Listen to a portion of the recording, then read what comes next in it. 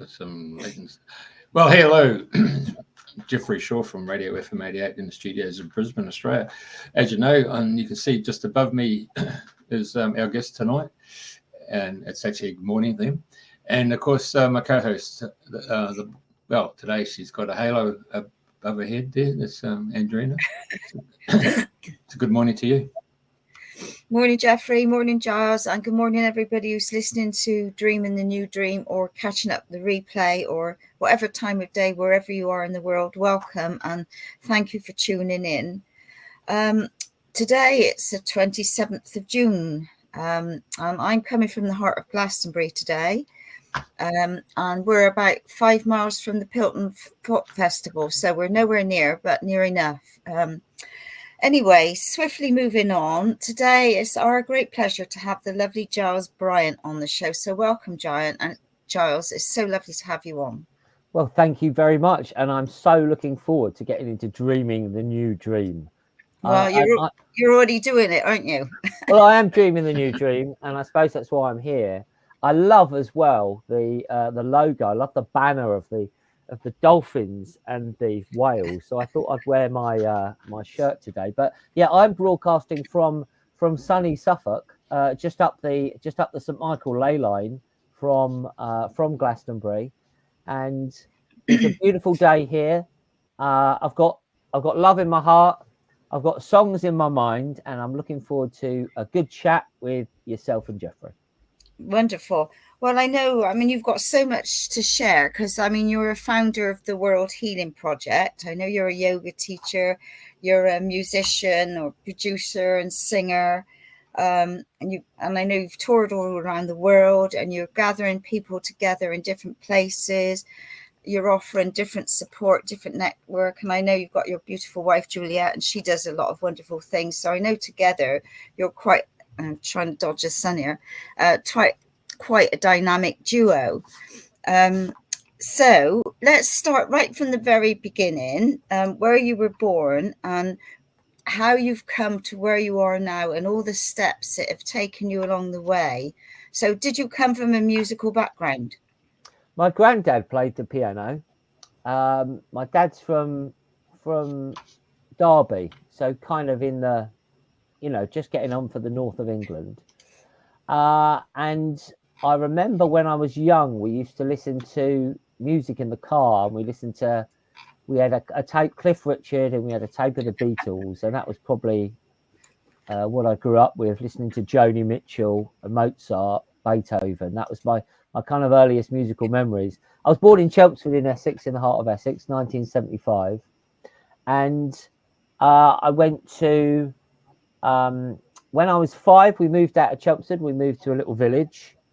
I went to school. I was quite bright, really. My mum was a school teacher, and that was back in the day when you could afford just one of the members of the family could work and the other one didn't have to. So my mum stopped being a school teacher. My older sister and myself got the benefit, particularly of her expertise teaching us when we were younger. So I've got one of my key memories really is when I was 11, and we do this exam called the 11 plus, and if you pass the 11 plus, you get a grammar school and all that. And I really was quite bright, and I'm doing the 11 plus, and my mum had tutored me on it, and I'm doing it really well, and I finished it all, and I sat there thinking, yeah, definitely passed. And then 2 minutes to go, and I got the papers, and 2 of the pages had been stuck together. Now I say stuck together by spirit because I opened them in horror, and I thought, and I just had to guess all these answers. If I would have passed the 11 plus, I would have ended up going to the grammar school and probably having a very different life, to be honest. But I was educated in a normal school, comprehensive, with a wide range of people, which was a wonderful experience. And then I ended up at law school. I was training to be a barrister. I was at university in Bristol. And I thought, well, that I was good at it, and I thought that would be a good thing to do. And I'm a child of the 70s going into the 80s, where Thatcher just said we had to earn money. And I didn't really know much different than that was the idea, just earn money, get a big Mercedes, get a big house, that's life. But then I had this song come into my head which was one of the Beatles songs. Money can't buy your love, can't buy your love. You know, and I thought, well, on one hand, I'm being told earn loads of money.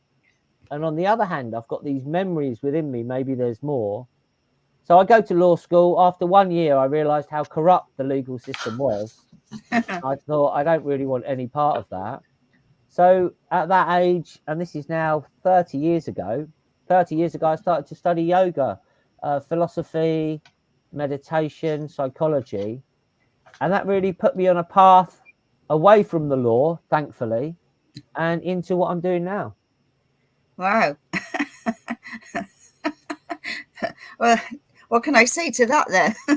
Well, I would have been earning a lot of money right now, you know, but Yeah. I wouldn't probably have so much love in my soul bank, so to speak. Yeah. You wouldn't have had soul satisfaction, eh? I wouldn't have had such soul satisfaction, but I would have been a very good barrister, I think. I would have been quite good at it, but probably ended up very miserable. Yeah. But as things turned out, so when I graduated, when I completed my law degree, a friend of mine said, he goes, there's people that are living in a forest. There's a group of people living in a forest. He goes, come and see them. So I did. And I remember turning up, and it was a beautiful summer's day. And it was like Robin Hood and his merry men, you know, when they're all happy and they're in the forest. And it's so 2 months later, I was living there. So I went from this, this legal training to living in a forest, caring for the woodland, and really getting into the practice of yoga and meditation. And it's I think the ideal environment for it is in the woods, in the forest, which is where the yogis have gone for thousands of years. And that's where I'd studied yoga for a few years, but I really started to learn more just from being. That was it, you know, rather than books and teachers and people. It was just that direct experience of nature. Like the Buddha, you know, the Buddha sat under a tree and received enlightenment. So my message out there to the good people listening on Radio FM88 Australia, you might be watching on YouTube or Facebook, just be with nature, go get out into nature. There's nothing more powerful, is there, eh? Sit against a tree or even hug a tree for us tree huggers. Yeah. We do absolutely love it. Yeah. So did you have music in your soul from an early age? Did you play guitar or anything like that? You know, where was the starting of your musical abilities? I remember when I was quite young and we went to church. It was Christmas. And my nana, that's my dad's mum, my nana was there. And we all had these candles and I was singing. And I must have been singing very passionately, you know, kind of feeling a positive message of whatever the song was. And I remember she said, "Oh, beautiful, it's so lovely to hear you singing. You're singing with all your spirit." And I think this is a very important thing for us, for children and for adults, really, is to reinforce positivity, because so many people have their voices shut down because they're told, "Oh, you can't sing," or "You sound terrible," or "What are you doing?" or "You can't do this." And when I went to the woodland, it was fantastic because we'd sit around the fire. Obviously, there was no TV. I mean, this was pre-internet, really. There was no Netflix to watch. You know, there was no internet radio to listen to. So our entertainment was to sit around the fire and we would sing, and people would play guitar and people would drum. And there was an environment of no criticism. It was just an environment of encouragement. So that's really, I suppose, where this because we've all got music in our soul, you know.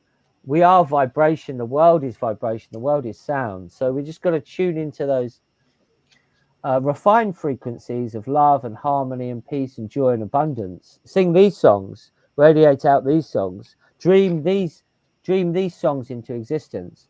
So that was really where I was encouraged to experiment. And there were a few people there who played the guitar, showed me a few chords. And one of my friends said, if you can play one chord and then you can play another chord, then you can make a song. I thought, that's all right.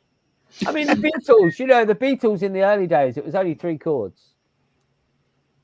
So I went from there and released my first album in 2001, which was called, what was it called? It was called Sacred Chants and Spiritual Songs.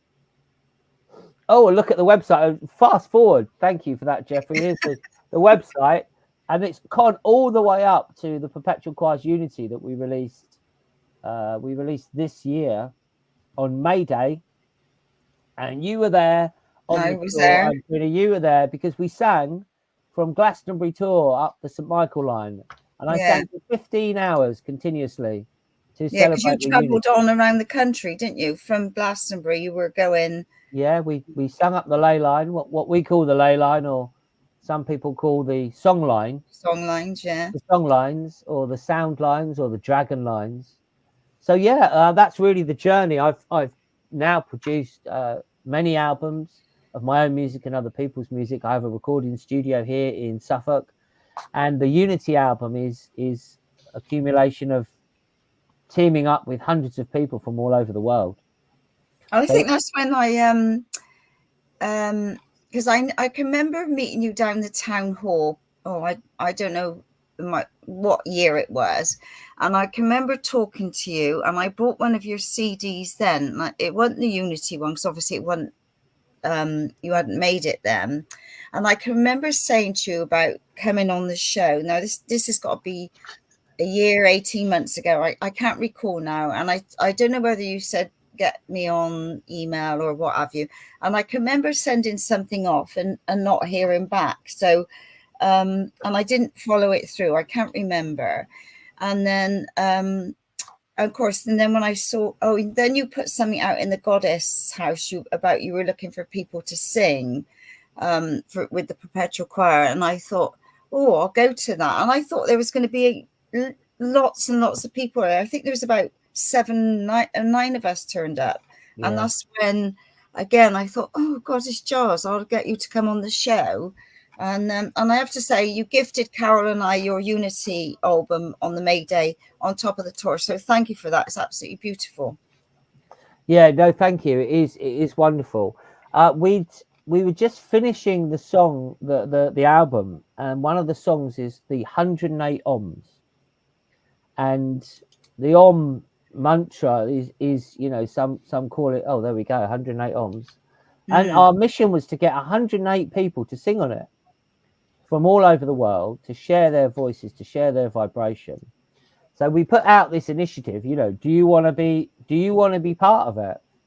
And we were invited to a wedding near Glastonbury, and we recorded, I think there was about 80 people there that we recorded all doing the Om around the microphone, as well as people from all over the world. The one of the yoga sound healing schools in the Himalayas, they sent music for us, and people all over the world sent music.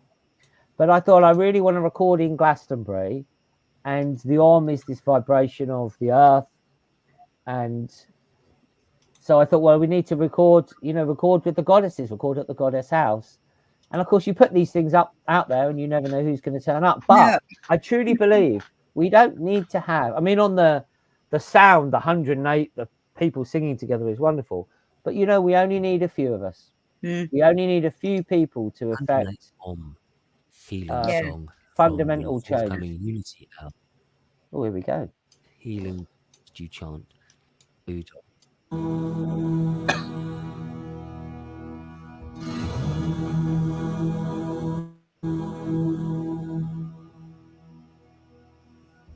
So that was the idea. We were getting people to sing along.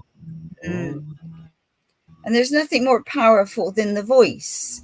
I mean, I do a lot of voice and sound work, and I work with the speaking voice, looking at like each note is related to a star sign, and it's important that you're strong in your birth note or your soul tone, whatever. So I look at the notes that are coming through the speaking voice and the ones that aren't, or that are low, that need you need toning up to be your full potential, if you like. So anything to do with sound, I like to go to the kirtan. I haven't found any chant groups yet in Glastonbury. I used to do a lot of chanting in Australia, and I'd like to be doing more of that. So but anyway, I'm just putting it out there. So, but also I'm looking for my home in and around Glastonbury or on the outskirts. So I think once I get that set up, then maybe I can start something myself. So, but yeah. bringing people together, just, you know, like a simple sound, you know, because like you say, there's such a fear at school. And I can remember the teachers, and I'm going back a bit. I'm a little bit more elderly than you, or of an elder. And I can remember the teacher saying she wanted people for the choir, and we all had to sing a note, or we had to sing something, and it was no, no, no, yes, no. And it was like, well, that was it. You were tossed to one side and you didn't get a chance. And like you say, you were told to be seen and not heard. And there's still a lot of stigma about people singing and finding their voice and expressing themselves.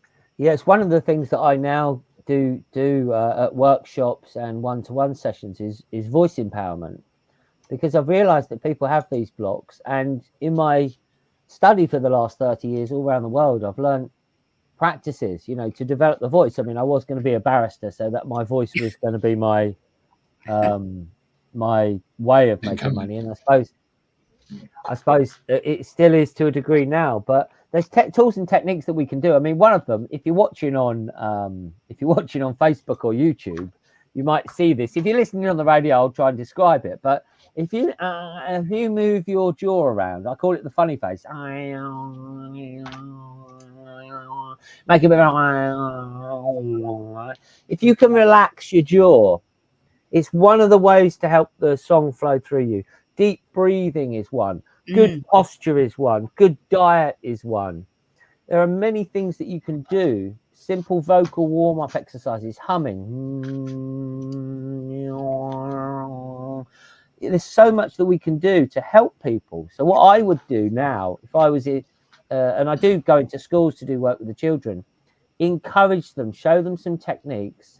And also, one of the things about singing is the ability to pitch to that right frequency.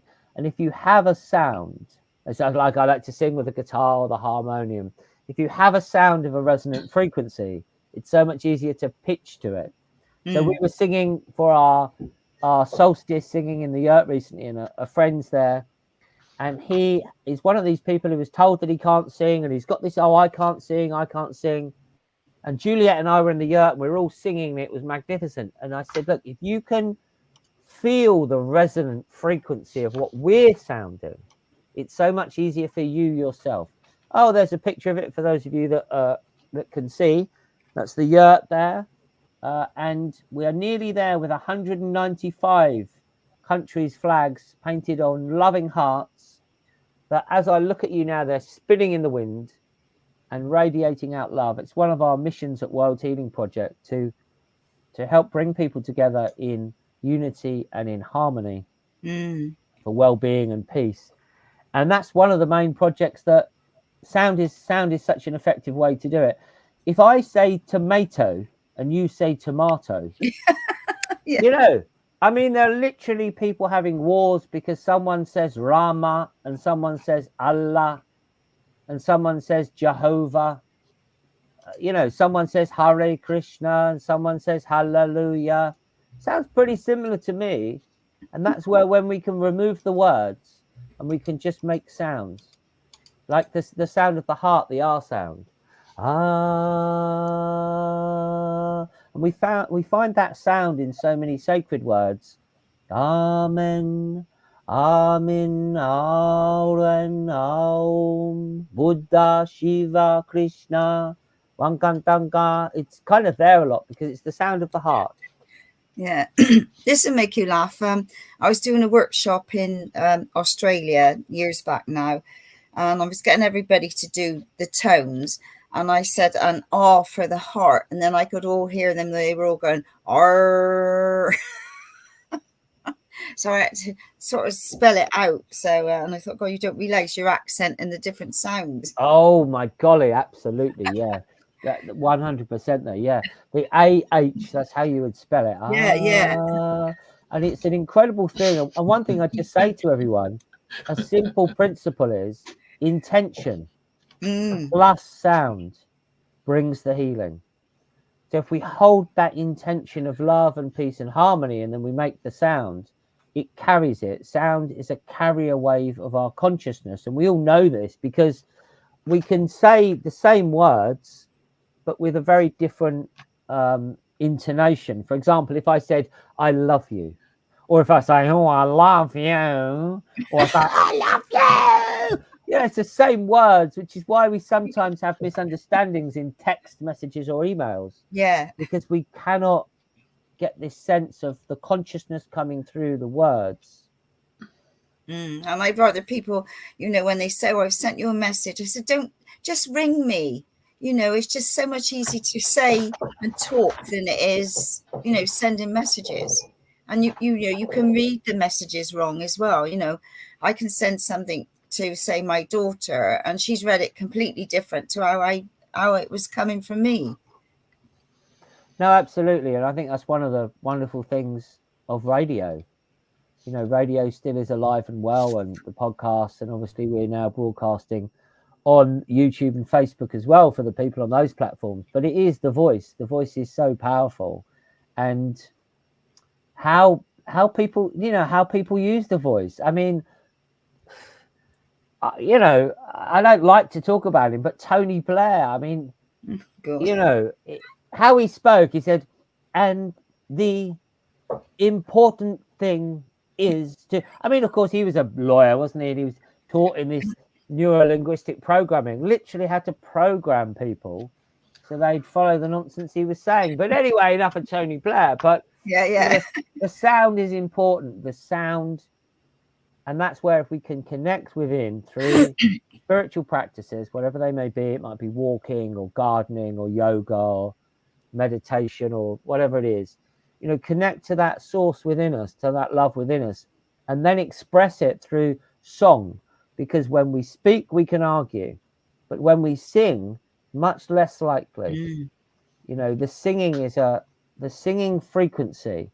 And that's why I say, you know, obviously Radio FM Australia, and I had some wonderful time in Australia, they don't call them dragon lines as the Chinese do. They don't call them energy lines as we do. They don't call them sound like, they call them song lines. And this energy travels, this vibration travels. And the old folk in Australia, who've been there maybe 60,000 years, what is the methodology of the continuation of their culture? It is because they would sing their intentions into the Earth Mother through the didgeridoo, which is a perpetual Om machine. You can create this sacred vibration with the circular breathing. They would sing into the song lines, and they would Spirit would give them the food, the water, the shelter, everything that they needed. The proof of the pudding is in the continuance of the culture. And these methods have been used all over the world. I mean, I've traveled all over the world, not to every of the 195 countries, but a few of them. And every single culture uses sound. And one aspect of it is what we call the perpetual choirs. It's this in groups with people creating perpetual choirs of sacred sound and harmony. And in Europe, you see the magnificence of these structures that have been created, these cathedrals, or even stone circles like Stonehenge, which is a resonant sound chamber. This is one here at Bartlow Mounds, where we recorded the music video for one of the new songs. Oh, where did you say it was? It's a place called Bartlow. And is that somewhere near you? Is it? It's these massive ancient mounds. They're probably 5,000 years old. Wow. And the main song line, the main energy line, goes right through the middle there. It plays right through. Jeffrey, I'd just like to say, well done. Your technical expertise is incredible. I've never done a show with such mastery of visuals coming in and out. So top work, mate. Yeah, that's what we want to bring back. We want to bring back the perpetual choirs. You see, in the ancient times, Plato said man was not governed by law, but by music. Okay? Let's let that sink in. In the old days, man was governed not by law. We didn't have all these rules and regulations, and you can't do this. We were governed by music. We were kept a chant, a perpetual chant, maintained a harmony over the planet. I mean, what an amazing thing. And Plato also said that the modes of popular music determine the government, which is one of the reasons I'm so, you know, I put so much of my resources into producing music, producing this amazing music, like you can see here, the Unity album and the work we've done with the Perpetual Choirs and other projects. I spent 8 years making an album called One World. I traveled around the world for 6 years. It cost me £250,000 to make this album, because I believe so much in the power of sound and expressing this, encouraging people to sing again. Because imagine if we were singing these songs of peace and harmony and love, then maybe we'd get a decent government. We'd get decent world government. Do you reckon? However, we would. Eventually. We would. But unfortunately, I mean, I work with lots of musicians. Some of them have sold multiple million copies of their music. Some of them have had number ones. You know, I work with people who are unknown, tribal people, all sorts of people. You know, I collaborate with. And some of the people say, some of the people who've been very successful in the music industry, they say it's the most controlled industry in the whole world. And the reason for this is that sound could liberate people.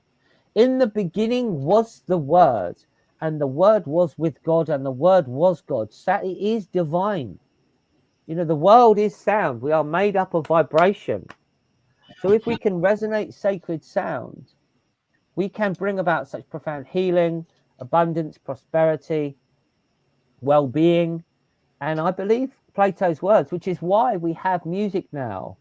You know, mainstream music is most of the music pushed upon people is, I mean, it's just dreadful. But we want to dream a new dream, and that's what we're doing with the Perpetual Choirs. We want to put these harmonic codes of light and love and peace and harmony in music and get people all around the world singing. So we did a song called the World Peace Song, and we got people from the Ukraine to sing, and we got people from Russia to sing. I think Jeff's playing something in the background, aren't you, Jeff? Which one's is it called? Sing for Peace? Is that the one? Yeah, it's one of the projects. It's one of the projects, Jeffrey. Yeah, Sing for Peace. We just want to get people to sing for peace.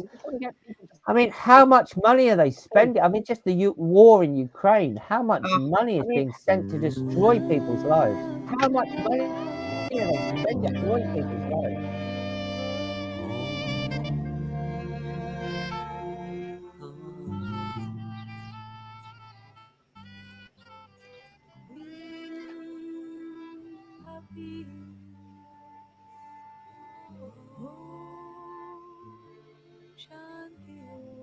We are peace. Om Shanti Om. We are peace. I mean, what a beautiful message. Mm. And the girl singing this here, the girl singing the lead vocals is called Gaia Sanskrit. And she is world renowned. If you check out her YouTube channel, she's got like 500,000 subscribers. What's going on here then? Hey, What's going on here then? what? What about this one? Oh, how's it? Of course, the thing is, scamdemic, there's no getting away from it, gagged everybody, or a lot of people, and which stopped people from speaking. And it's taken a long while for people to sort of get back to speaking again, because they, you know. Yeah, I think so. I mean, one of the early things, you know, I mean, obviously we can't get too deep into this because we're on Facebook and YouTube, but you know, when they stopped people singing in the UK, they said you're not allowed to sing, and I just thought, no, yeah. You know, singing is one of the best things for our immune system. It's one of the best things for our mental and our physical health and our spiritual well-being and the planetary healing that we can bring about through it. We didn't stop. We sang every week with our friends. We didn't stop at all. Yeah, totally. And in actual fact, we sung on the winter solstice. We sung all the way. We started at sunset and we sung all the way to sunrise. Lovely. Which was a wonderful time. And, you know... Hey, but hang on. I'm just going to be really facetious and say that you guys have got 80 modern churches / cathedrals, and it's called the English Premier League Championship, first, second, third division, where they all come and they all sing, don't they? No, you're absolutely right, mate. No, 100%. In actual fact, one of the main ley lines goes through the Wolverhampton Wanderers ground, and dowsers have done experiments there where they'll douse the ley line going through it, and it's maybe, you know, like 30 paces or something. And then when all the fans are singing, it massively amplifies the ley line. So you're right, they are cathedrals, they are temples to some people, and they elevate it. The difference is that the songs stop. When the songs stop, after a while the ley line then comes back. We're getting an echo, aren't we, of your voice, Giles? Oh yeah. He Yeah, while he's doing I that, think when some of the tabs are open. Sorry, Jeffrey, over to you.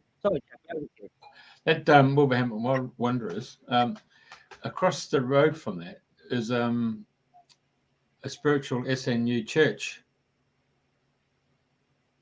Sits right on that spot, what you're talking about. Yeah, that's right. People have had the knowledge of this for many years. So I studied with a guy called Colin Bloy.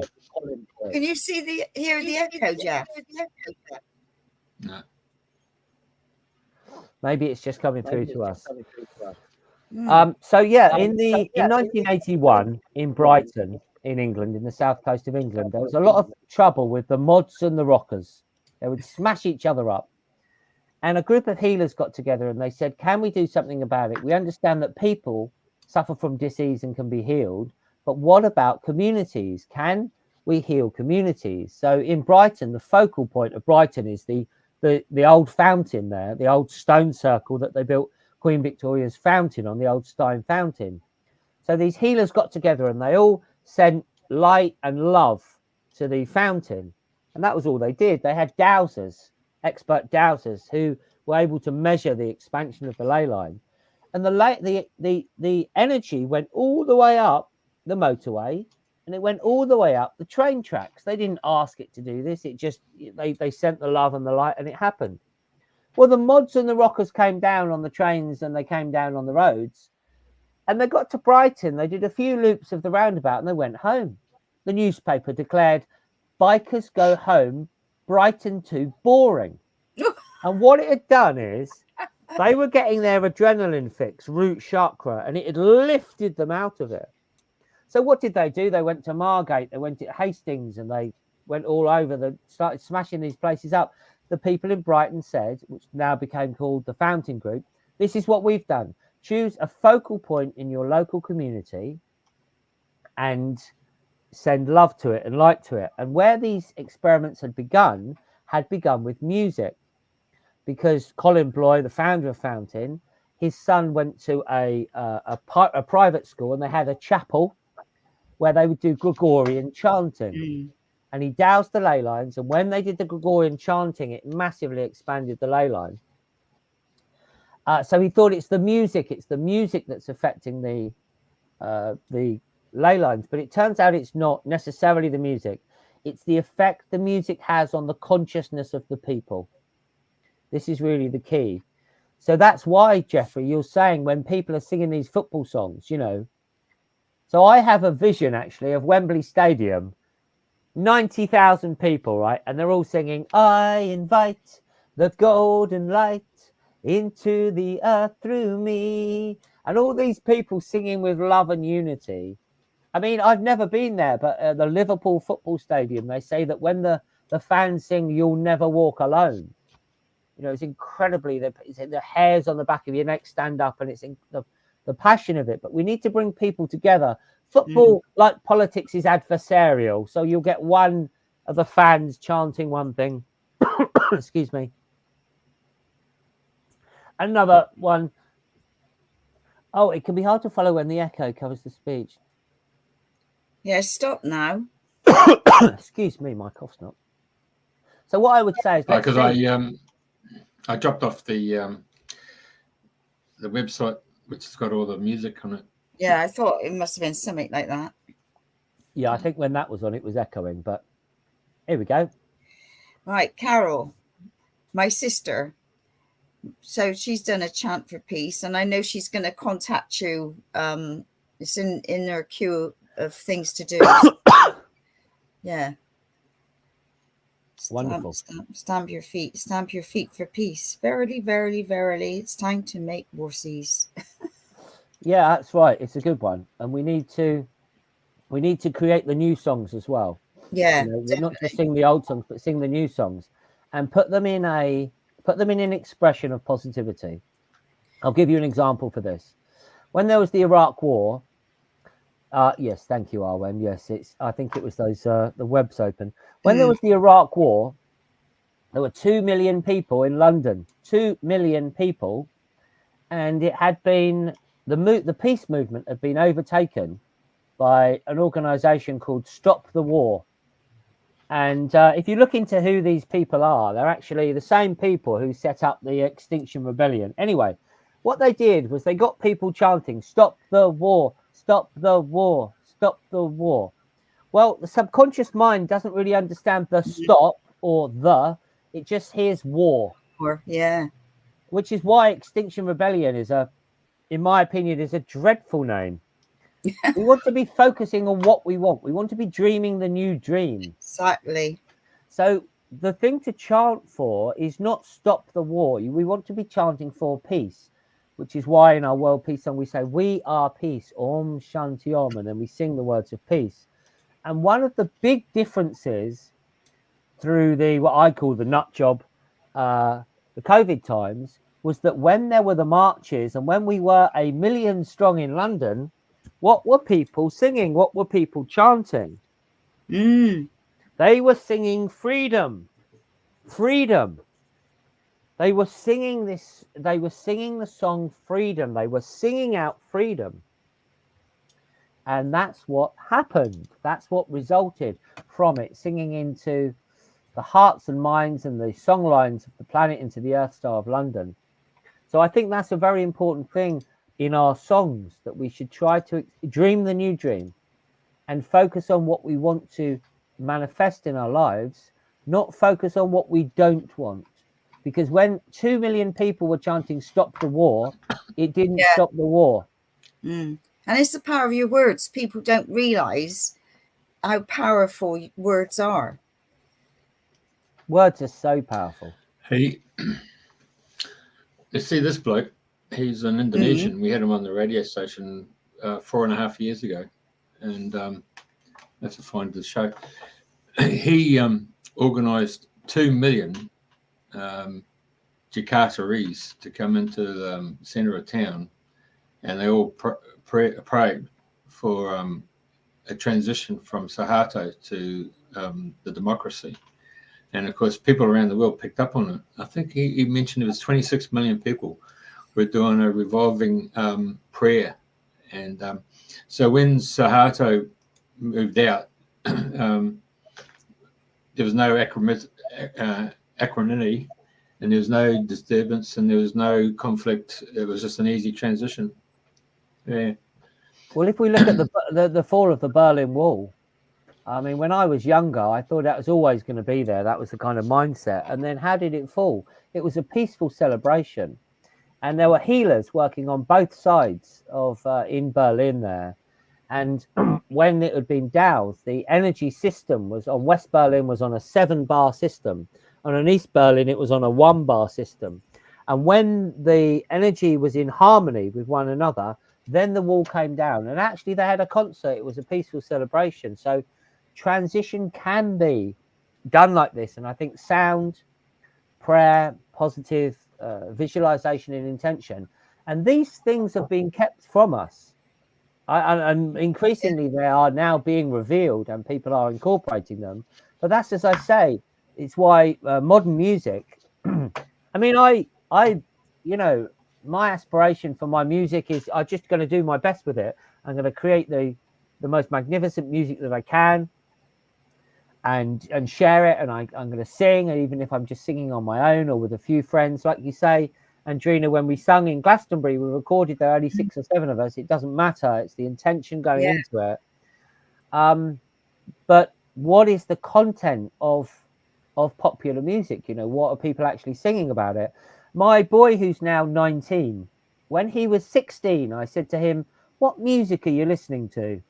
And he played me a song, and he had these headphones, and I put them on, and it was rap music, and the production was fantastic, and the beats were amazing. It was really good. And then the lyrics started, and it was horrific. Yes, the walls of Jericho, that's right. It was horrific. The lyrics were horrific. And I said to him, do you know what they're saying? And he said, oh, I don't listen to the words.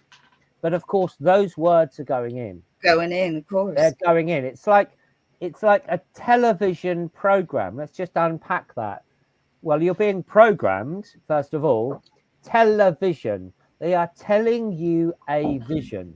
They are giving you their vision of reality. And I think that a lot of people realize now that what comes out of the news, you know, I mean, when we were 1 million strong, right? When we were 1 million strong in London, marching for freedom, the BBC, Guardian, Reuters, and the New York Times reported that there were 365 anti-vaxxers in London.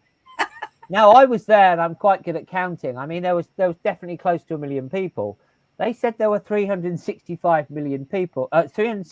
people, 365 anti-vaxxers there. I made a video about it, and I know this is going out on YouTube. YouTube banned my video. No surprise. They didn't want people to see. But the cat's out the bag, people. It's like, I mean, our family are multi-faith, right? So we take from traditions from around the world, but Jesus said, when the people were praising him, and you know, and they said, oh, Rabbi, stop them, and he said, look, if you stop them, the very rocks and the stones will proclaim this. Now, what are they proclaiming? They are proclaiming that there is love and peace and unity and healing everywhere. This is the truth. This is the good news, and we can really expand that through song and through sacred song, which is why, despite the little blip in COVID, in England, the growth in choirs over the last 10 or 15 years is astonishing. People are singing so much more. And it's one of the things they didn't like, Jeffrey, at the football, when they made the football stadium so you had to sit down. A lot of the people said, we can't sing when we're sitting down. We want to stand up, you know. Stand up and belt it out, you know, once again, which is such a remarkable thing. But that's a big thing for me in Britain. There used to be something called the perpetual choirs. I'm just going to hold it up here just to save going to the old website. That's the map of it. So Glastonbury is here, Llantwit Major and Stonehenge. The oldest writings we have in Britain are the Welsh triads. They date from the 7th century. And they talk about these sites of the perpetual choirs where people maintained a perpetual chant, radiating out harmony. Now, harmony is a term of music, but also a term, of course, of well-being. They radiated out from these points. Thank you for putting that up there, Jeffrey. And from these 3 sites, the mystical author John Michel, who I spent a lot of time with at Sacred Sites, no longer with us, he discovered that there was a point in the middle called White-leafed Oak. And it's a very ancient site in the Malvern Hills. That's in the west of the country. And in the east of the country, a circle was discovered just a few years after John Michel had rediscovered the circle of perpetual choirs of the west. And the dot in the middle there is near Saffron Walden in Essex, where we lived when we recorded the album, the first Perpetual Choirs album. Now, you may notice that some of those points there are actually in the sea. But if you go back 6,000 years, that wasn't the sea at all. It was a landmass going into Europe. So it seems that the mechanism of the circle of perpetual choirs is thousands of years old, certainly predating the stones at Stonehenge, for example. So we're talking about a very ancient practice, but it's something that I found throughout my travels around the world. When I went to Egypt, the guide said to us, we were on the Nile, and he said, this was a temple of the perpetual choirs. just before we went on the show, I was talking to Jeffrey about our trip to Australia, and when we went to Carnarvon Gorge, which is one of the sacred sites of the old folk, and we met the guide there, who was an Indigenous guy, and we said, "Where should we go?" And he said, "Well, mate," he goes, "I reckon if you go to the amphitheatre, because that's where they say the rainbow serpent descended into the planet." So we thought, we've got to go there, right? We've got to go to the amphitheatre. So you climb up to it and you go through it and you enter this chasm and you go into this space. It's remarkable. And the sound of the wind blowing through the chamber makes a sound like the didgeridoo. Wow. It's the perpetual. I mean, the birds are singing the perpetual choirs. My friend heard the angels. He heard a symphony of the angels of the perpetual choirs. This is Carnarvon Gorge. It's a remarkable place. That's the amphitheatre. No, it's not one of the waterfalls. We recorded there for the One World album, and this is a lovely story. I was in India. We were in India recording, and I recorded in Varanasi at the International Music Ashram, and we started to do this song called Mother Om, and I travelled from a place called Gokarna, a sacred site in India, to Australia. We flew into Brisbane, and then we travelled to Byron Bay.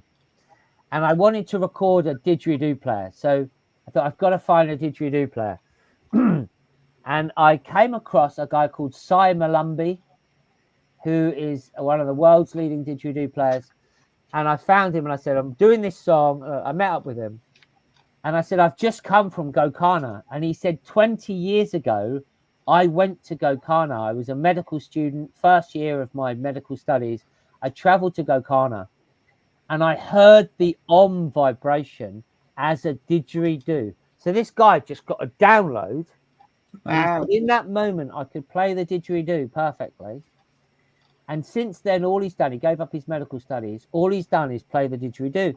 So we recorded with him, and he said the didgeridoo is a perpetual Om machine.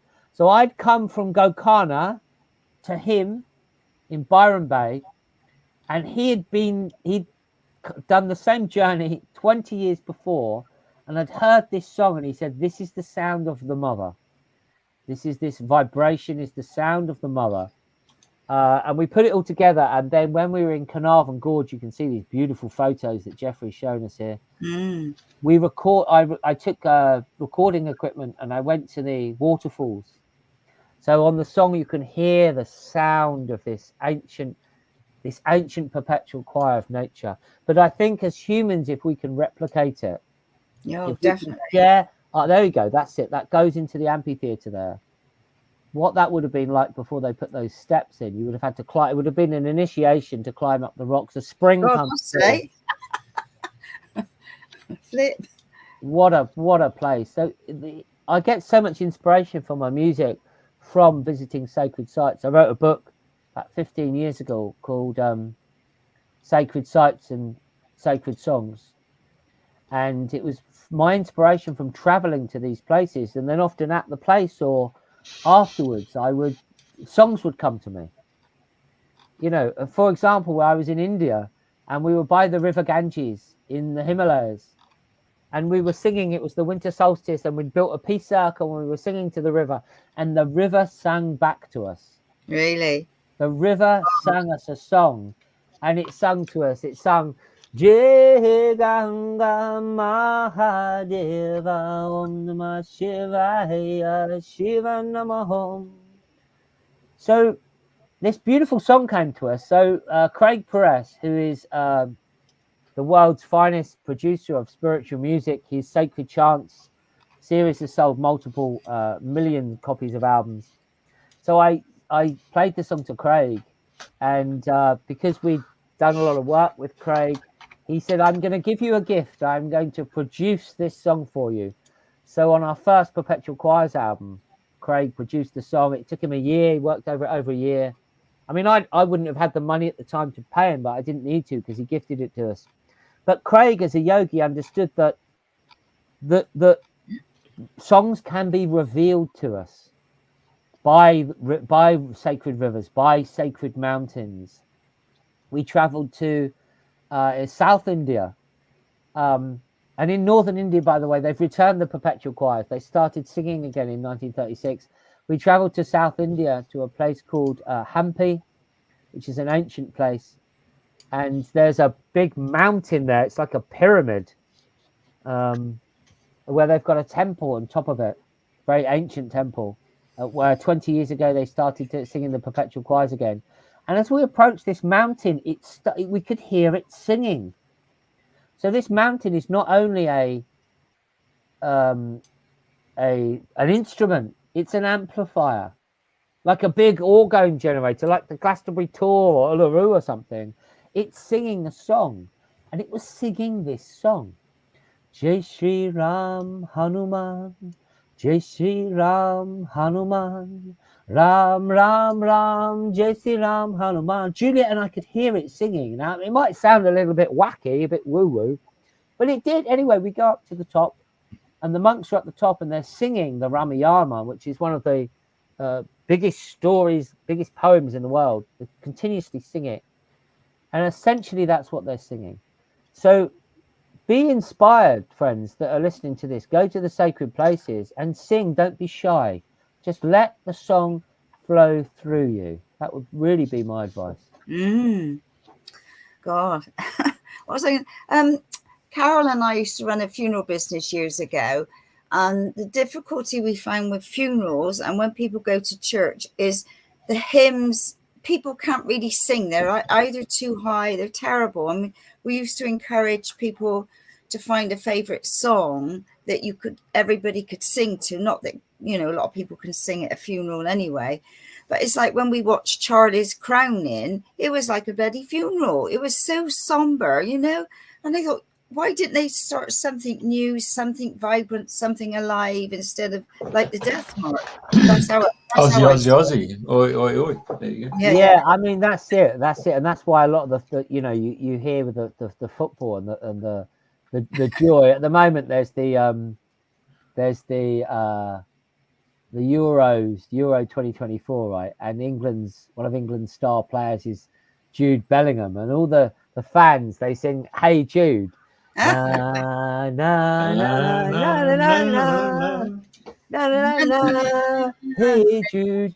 And when McCartney plays that, when he played at Glastonbury a few years ago, and it's just people won't stop singing it. It lasts for 10 minutes because it's easy. Now, what are they actually singing? Let's unpack it.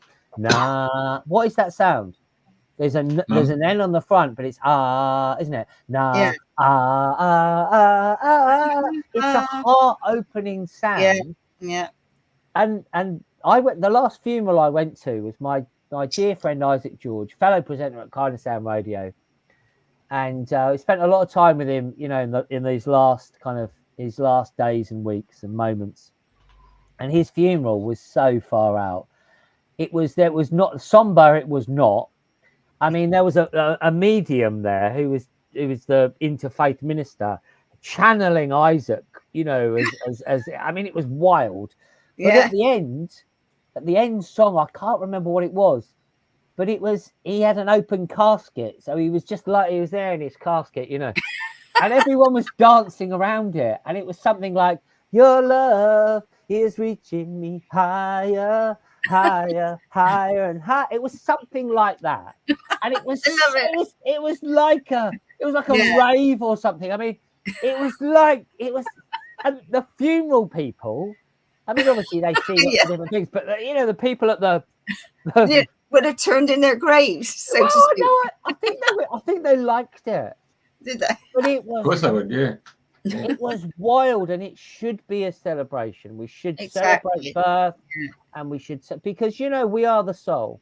If there's one truth, I wrote this song, and the lyrics go: "The way is clear and easy. Trust in who you are. Be here now, and be the best of who you are, because we are soul one with God." I mean, that is the truth of it. The way is clear and easy when we let go of our fears and trust in who we are, because every moment is a present, and be here now. The truth is always there, and share the very best of who you are. That's all we've got to do. Just do the best you can. Share the best of who you are, because we can heal the world. And I certainly believe that. You know, my dad, he's a lovely guy, and he worked for Reuters. He used to work for the news agency, and in all the COVID times, I said, you know, Dad, Reuters are saying there are 350 anti-vaxxers. Look, there's 1 million people. Oh, was it? Anyway, bless him, my old dad. Love and healing to him. But you know, it's that celebration. I think is so important. A celebration, and what a way to celebrate. So I run the World Healing Project, which I've done for nearly 19 years now. It seems there's a world to heal, and there's methodology that we can do through global meditation, through yoga, through good nutrition, building peace circles, through healing music. That's what we're doing. My dad said to me, you know, I mean, it's just too ambitious, you know, trying to heal the world. Well, why not? We'll give it a go. So that's kind of what we're trying to do here. We're trying to promote. You're not trying, you are. We are, and how we do it is one person at a time. Exactly. And it starts with me, like ABC, like 1, 2, 3. The healing of the world is starting with each of us. Dreaming the new dream is starting with each of us, and we have so much power. We have so much power and so much potential, and it's that this is really the biggest secret, is that's kept from us. Oh, you're a cosmic accident. You're born and you're going to die. You know, pay your taxes. Shut up. Wear a mask. Whatever it might be. No. You're a child of God. You're one with the universe. What's the word song? When reversed is gnosis. Yes, knowledge. Absolutely. I thought you're channeling your dad. I thought I was listening to buddy old Stepfather and Son. Oh my God, he might be. Oh. Yeah, you know, he might be listening in. He might be tuned in now. So God bless you, Dad. You know, I love me, Dad. You know, I made this album called Buddha of the Back Garden, right, in 2018. It was so jolly. And it's one of those things that if anyone says to you, listeners out there, if anyone says, oh, you can't sing, or oh, you're just, ignore them. Express yourself with love and joy. If you do want any ways to improve your voice, of course, contact me for a voice empowerment session. Little plug there. You can do one-to-one sessions wherever you are in the world.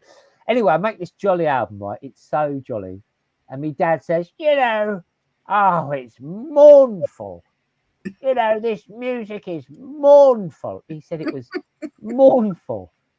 It would be a good music for a funeral, but not mine. You know, I mean, I almost wanted to put that review on my website.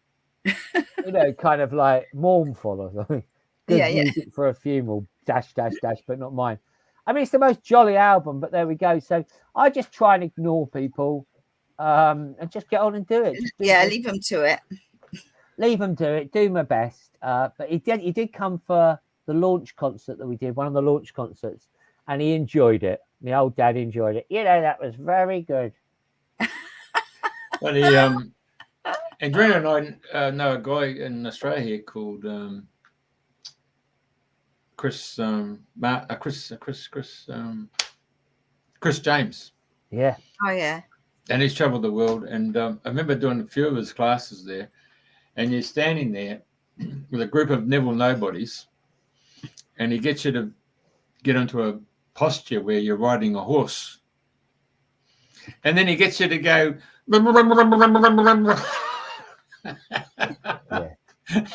And he just takes it away. And then he just says, right, well, play this note. And it's just go for it. And what I found was instead of classically trained, where you hit the notes and you go up the scale and stuff and back, he opens your whole body, just like we're talking about being on the football stands and standing up, opens it up. And so your voice, the elastic of the voice, takes it right out here to, you know, you can probably go to 4 octaves, really. You could be old Rembrandt, you know, from Russia. And then the voice then comes back and sits in this new groove. So instead of being just a 4 semitone Billy Shear singer, you know, and you go from 1 octave to 2 octaves, 3 octaves, you feel really comfortable. I mean, that guy was, he's awesome. Yeah, awesome. No, absolutely there, Jeff. Yeah, through vocal techniques, you can incredibly improve your voice. They have these shows where they'll get like celebrities and they, you know, they're rubbish, and then they just have a voice coach for 6 weeks, and then at the end of the 6 weeks you see how love that. Oh, Sally, love this, man. I love you too. Great ideas. Yeah, heal the world through song. I mean, we can. That's the thing. You know, in the beginning was the word. I mean, it's just it seems solid. This seems solid. It's not. It's just vibrating energy. It's just the electron resistance. The world is sound. We need to rediscover this once again and resonate sacred sound through the sacred sites, through these song lines. We've got the technology. It's our voice. You know, really, God's given us a voice. Let's use it. Let's dream the new dream.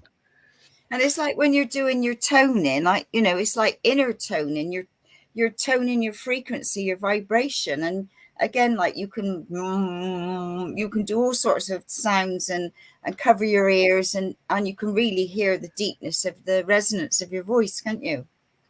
Yeah, everyone can really improve their voice. And I think singing together as well is a beautiful thing. Or if you go to a cave, or you go to a church or cathedral or something, you know, there was a lovely story when my friend Christian Kiriaka, he went to Chartres Cathedral, which is, you know, the Knights Templar built it in like 28 years. I mean, it's just an unbelievable feat of engineering.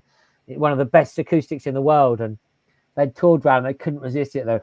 And you know, you go to these places and and then the building comes alive. I sung in Canterbury Cathedral and it did that. It just the reverb and you feel the change, the vibration. And then there was an announcement on the the speaker. Will the people chanting please stop? This is a house of God. You know, you go to Canterbury Cathedral, they have even song, of course, but it's a tourist attraction. These places should be temples of perpetual choirs. They should be alive with sound. We should have funding from the government. We spend in the UK 100 billion on the NHS per year. Is that all? Well, I think COVID janked it up a bit, but you know, imagine we just put a bit of resources into singing groups, in developing people singing, and these sacred temples that have been built. Let's resonate sacred sound through them all of the time. I have a vision in the doctor's surgeries of the future, the medical centers of the future. We'll still have all the allopathic stuff. It's useful, but we will also have a room at all of these places, and it will be resonating the R sound. So you'll be able to sit there comfortably. You'll be able to join in if you want, or you'll just be able to absorb these healing frequencies within your body. And I hope to see that happening soon, because the power of sound, the sound healing is incredibly profound, you know, and there's many different modalities of it. My favorite is the voice, because you take it everywhere with you. Yeah. Yeah. And you just got to loosen it up. And if that's getting on the horse, like you were saying there, or whatever. And the thing is, Jeffrey, when you said that, it was the laughter. Do you know, laughter, it relaxes you. It relaxes everything and it allows things. Whereas a lot of people, when they're singing or speaking, they get tense. And that tension blocks the flow. So it's that relaxation. That's why I like yoga. I've been teaching yoga a lot of years. Or whatever movement you can do, you know, or silly things like Chris James was doing, that you're going to ride the horse. And then after that, it's kind of, what can you do? Yeah, all of a sudden, I mean, my vocal range, I can sing low, I can sing high. And my vocal range is incredible, but it didn't used to be. It's just because I've practiced. I can sing, like Ray Charles. I mean, I can sing harmonies, you know, I can do the bass, the tenor, the soprano, the alto. Sometimes, if my pants are tight, I can. Can I say that on air? Yeah, of course. Or Juliet kicks you in the goat nets. Yeah, you'd be right. Oh, Juliet does, absolutely. Well, I tell you what, Juliet, I just plugging her. She'd be a good guest for Dreaming the New Dream. Yeah, no, I did say to her. We are a dynamic duo, and you are. And can I just, because you're both vegan, aren't you? You've been vegans for donkey's years. I've been vegan for about 28 years. Yeah. Yeah. So, I mean, you know, you're an amazing, you're an amazing musician, singer, and you're traveling all around the planet. You're here, there, and everywhere, and you're doing all sorts of things. And a shining example of being a vegan. The thing about veganism as well is, veganism has got a bad press. particularly in the recent years, because a lot of them are just nut jobs. I mean, you know, and climate change and all this. I mean, you know, but and a lot of them are very unhealthy because they're nutritionally deficient. But for me, the journey into veganism was through the cows. It was because I could sense the suffering of the cows, and I just didn't want any part of that. You know, I didn't want any part of cruelty to animals. It just seems wrong. And then the other massive thing for me was, you know, we all remember it. Feed the world, let them know it's Christmas. You know, the whole Band-Aid, feed the world. Well, that was in 84. Now, I believe they were tuning into a higher consciousness. They wanted to feed the world. How do we feed the world? Well, if we're all eating steak, we need a lot of land to grow the crops that feed the cow, that we kill the cow, we eat the steak. There's not enough land. There's not enough farmland. We just can't do it. Whereas in India, where I've spent a lot of time, 1.6 billion people, a lot of poverty, but not a lot of starvation. Why? Because most of them are just eating, you know, dal and rice. It's very easy to grow, and it's a very sensible use of land use. But I would say the kindness is an important thing. Be kind to yourself. If you need to eat meat, great. You need to have dairy, eggs, whatever, that's fine. But be kind to yourself. Tune into actually what you need and make sure you're getting enough nutrients. If you're a vegan, if you're a meat eater, if you're a vegetarian, it's so important. What's the most important nutrient? Probably vitamin D. You know, well, I remember when we went to Australia and they're like, mate, slip, slap, slop, you know, and it's like, because they've been so programmed to put these carcinogenic skin creams on their face. Oh, gee whiz. But, you know, don't burn, that's silly. The sun is very good for us. We need sunlight, we need vitamin D, we need vitamin C, but, you know, we need all of these nutrients. And unfortunately, our soils have been so depleted through industrial farming. I mean, if Juliet comes on, she'll talk about that with more expertise than I do. That's an important thing, making sure you're getting enough nutrients, whatever your diet. And that's why, you know, at 49 years young, I mean, I just sung for 15 hours. Yeah, hey, when Juliet comes on, she can get into that paddling pool and do the show from that paddling pool. She likes it in the pool. The problem is you're not allowed the old boobies out on Facebook. So she might have to wear some clothes for once. I think that might be a good idea. The banner. Bring out the puppies. Yeah.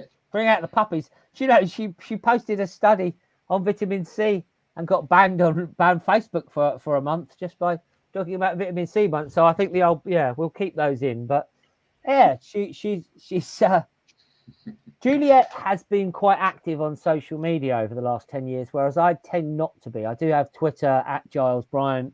I've got my YouTube, but I try to do the work and then put it out there however I do it. But Juliet is much more beautiful than I am. She speaks with the Queen's English in the received pronunciation. And she has quite a big following. So God bless her. Yeah, no, I'm going to be in touch with her to give her some dates, some choices. So, do you know what? The sun has come out here. I know it's coming through. And I can hear her calling me because we're off to the beach. Oh, how lovely. Hey, give you some places where you can go in Tone. When you went to Byron Bay, I went to the Byron Bay Lighthouse and went inside there and toned in there, and the acoustics is great.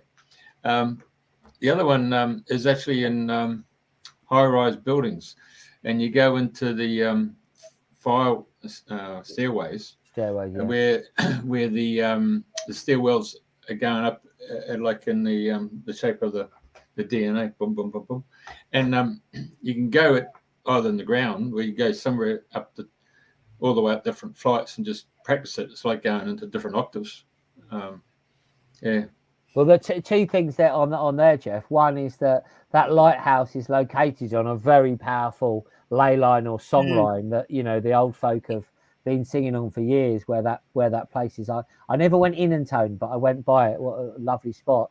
And I've done that in the stairwells as well. And the famous story is when Led Zeppelin recorded the song "When the Levee Breaks," and they couldn't get the drum sound. So they put it in a stairwell, John Bonham's drums, and they hung all these microphones up to get that you know, to get that sound. That's the legend of it. So there are resonant chambers everywhere. I mean, we are a resonant chamber, you know.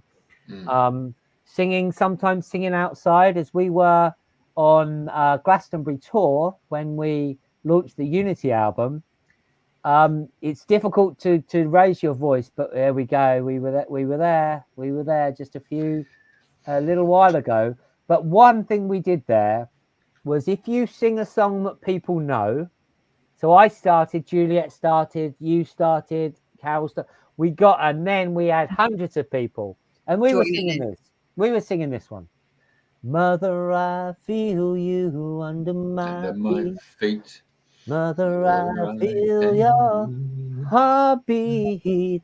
And I can belt that one out pretty loud, and then everyone will say, yeah. And if you don't know it, you can sing along. I think that's one of the things as well. Simple songs, you know. It's why I like keep it simple. Keep it simple, stupid.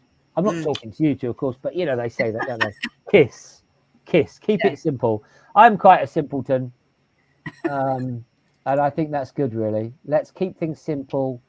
You know, local, global unity of love. I'll tell you what else I found out, because in the surf club we used to do run, swim, runs, and you had to do everything within 15 minutes. But what I since learned was all you had to do was go anywhere you want and just sing or tone your name. Just tone your name, like Giles. If you got a middle name, put the middle name in it and then go Bryant, or just work on Giles and you just play with it, go up and down the scale, working with your name. Because not only does it empower you, because it's the name you've been given. How often do people call you Giles? I mean, in Australia, hey mate, you know, or hey Gilesy, what's going on there, Giles? You know, you don't actually get your real name, but when you start empowering your name by toning it, it really changes it, because not only you're toning it, but you're actually bringing oxygen into your blood supply. It's one of the most powerful techniques. One of the most vocal powerful techniques is to do your name. And another lovely variation on that you can do in groups is that everyone sings the name to the person. So you're in the circle and you have your name sung to you. And as a child at a naming ceremony or whatever, you know, these birth ceremonies, it's one of the most beautiful things that the name you've been given to be sung to you, and also to empower that by using your own voice. Yeah, well done, Joe. I mean, it's so powerful, and the name is powerful. The name that either that we have been given or that we choose to now use. So yeah, let's sing the names. Let's sing the holy names. You know, on the 108 Ohms, I was sent a recording by a great enlightened yoga master from 1996 that it's on the start of it. He just chants the Om, this Guru Dev yoga master. And he said, you know, if we have our tradition and we like to sing the Hare Krishna. He said, but sing whatever works for you, whatever culture you're from, sing your names, you know, so it may even be your name, you know, but or whatever name it is, Allah or Rama or you know, whatever name, Arwen, sing these names, sing these root sounds, because they have such power in them. They've been sung so many times, and or even if it's our own name, just to empower ourselves. So yeah, great tip there. I know when I go to some of the chants and I can't get my teeth around some of these words, so I just sing my own little version of whatever at the time. But yeah, that's right. Talking of Byron Bay, when I used to do my yoga there, I used to do it where they called it the Dolphin Home. And they had dolphins and whales all around. It was magical. And it was Dr. Didge. Now, when we did our yoga, then he would play the didgeridoo to us. And his wife used to do the bowls. And it was just magical. I so missed that after yoga. It was just really powerful. Yeah, well, I mean, you talking like that, I miss Byron Bay. We're just about to head off to Felixstowe, which is one of the Felix though. Well, I'll tell you about. Well, I suppose Harwich is up there too, isn't it? Well, yeah, you're right there, Jeff. You've been to that neck of the woods, but what people don't know about Felixstowe is, and I found a spot, it was a spa town. So when you had all these ancient, before people flew around on holidays, they'd go to these spa places. And Felixstowe was one of these spa places because there are these sacred springs that come out of the cliffs.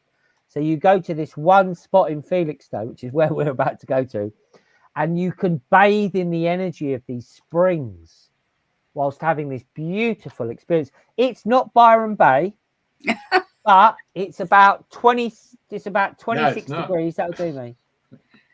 No, well, you got a picture of if you go the spa pavilion, there's this sacred springs coming out of it there. Yeah, we're not swimming by the container port though, Jeff. Glad to hear it. No.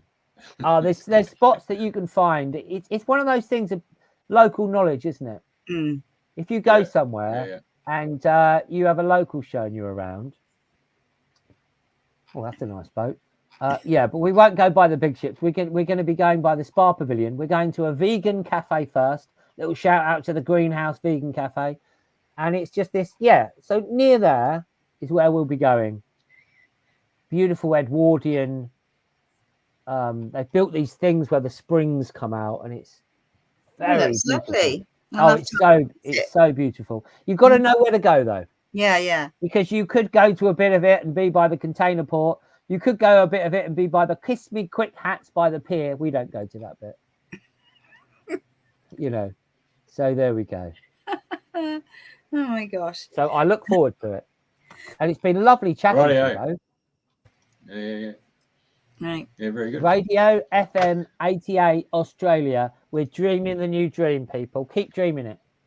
Well, keep singing. And it's been an absolute delight having you on the show. I mean, sound, voice, and singing and drumming, and it's all our passions. We just love it. And so thank you for the little tips that people can take on board. And maybe you come back later on in the year, let us know what you've been up to and what else you've been manifesting, and keep us in the loop.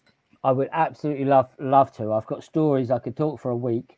I think the wife's just put her bikini on, Jeff, for the beach. Thank you